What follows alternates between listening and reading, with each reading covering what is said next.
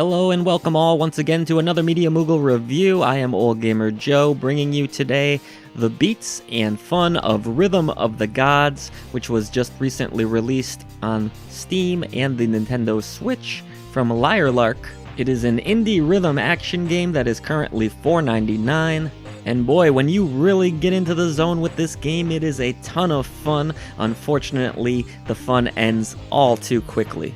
If you couldn't figure it out from the title, Rhythm of the Gods features some mythological creatures and gods, and you will take control of a young warrior named Lyric, who can jump, he can slash, he can slide, and he has to follow the beat to restore the peace to the realm. Unfortunately though, Rhythm of the Gods takes a really cool premise and has some awesome characters that are squandered by a script that is basically throwaway and not a lot of effort went into. And that's definitely a shame. Now, I'm not the biggest advocate of games needing to have these massive, high-budget stories attached to them all of the time, but in the case of Rhythm of the Gods, the universe that was created here almost begs to have a deeper lore, and the characters are crying out to be utilized in some interesting ways. Unfortunately, that's not the case, though. Story gripes aside, the important thing is of course gameplay, and Rhythm of the Gods really nails it out of the park in this department. The unfortunate part about that is that the game just doesn't last long enough. Your movement is always pushed forward, so you are on rails in this game, but you have the ability to slash, you can jump, and you can also block and slide. And whichever action needs to be implemented is displayed on the bottom of your screen in either a sword icon, which of course means you should attack, a jump icon, which means you should jump, that's represented by an up arrow, a shield icon, which means of course that you should block, and sometimes you will have to hold down that button for a prolonged period of time, and then a dash underneath or a slide, which is important for getting under gates and other things like that. So there are 4 commands in total that you will need to memorize, and you can map them however you are comfortable with, either on your keyboard or on your gamepad. There is no native support for a gamepad in this game, but you can easily customize the game to a combination of buttons that works best for you.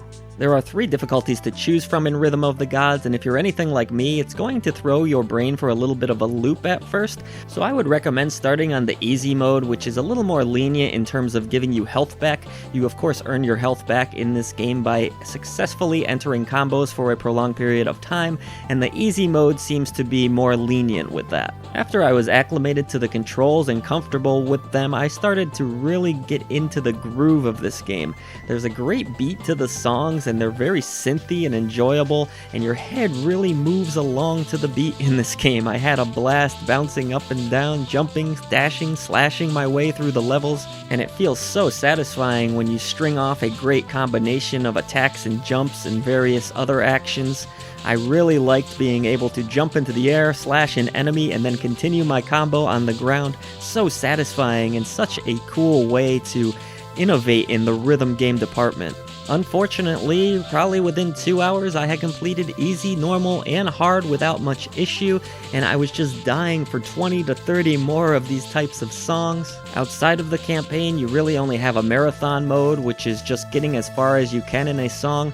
It seems to be endless. I didn't mess around with it too much because I wasn't having as much fun as going through the campaign, and then you only have a practice mode outside of that, so there's really not much left to do, unfortunately, outside of trying to build on your previous high score or getting better combos in the levels that you've probably already played to death at that point.